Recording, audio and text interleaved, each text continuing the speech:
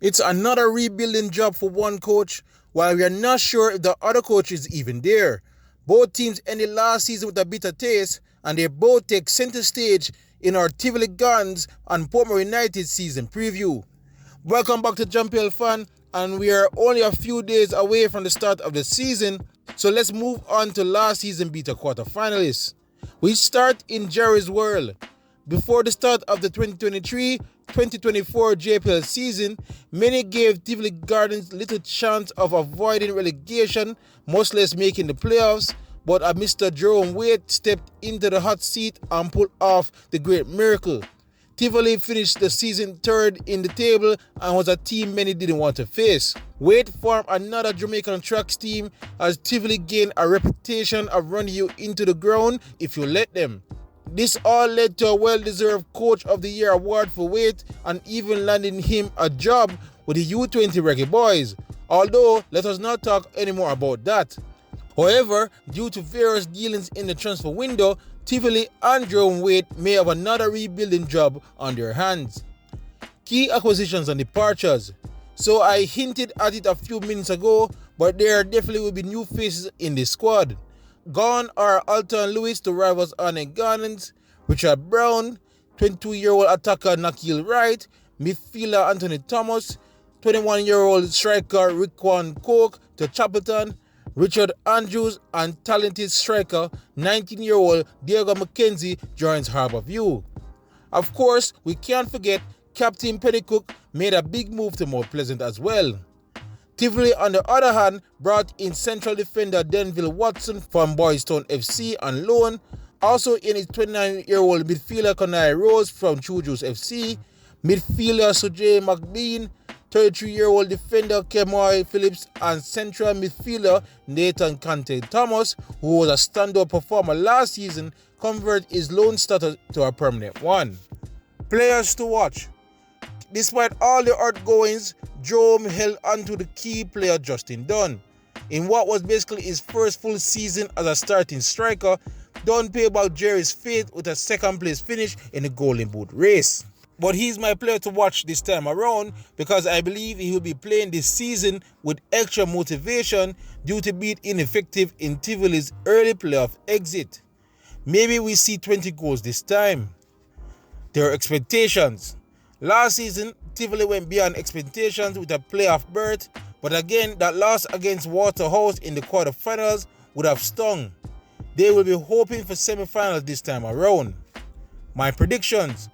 Jerome Wade proved last season to us all you doubt Tivoli at your own peril, but I will be the madman this time around. The team shed a decent amount of quality first-team talent out of the squad, and I am not too sure if this mix of unproven youth and Tier 2 veterans were good replacements.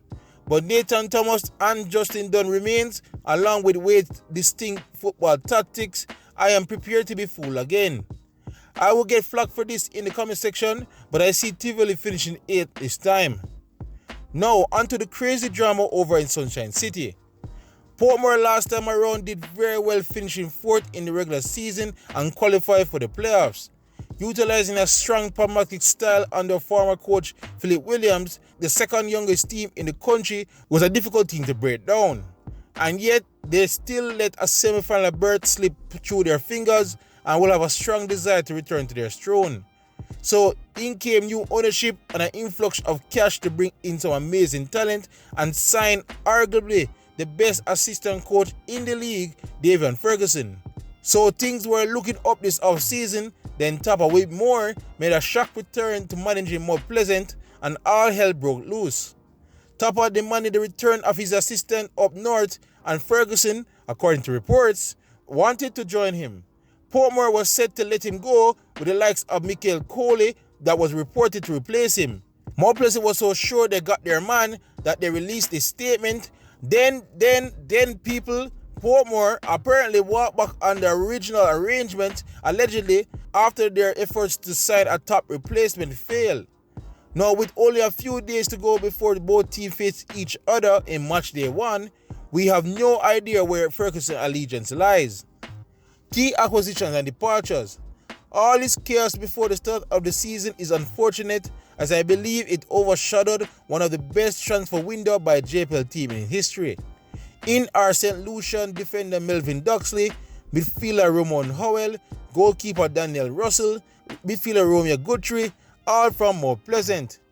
Also brought in were talented winger Zayn Pinnock, 20 years old Alfonso Trope, Canadian-born midfielder Jared Lawrence from Spain's 5th Division, fellow Canadian Zion Richards, 20-year-old striker Jaime McGregor, Tyreek Jimenez, and of course the biggest transfer in JPL history, Alex Marshall to Mount Pleasant. Key player to watch.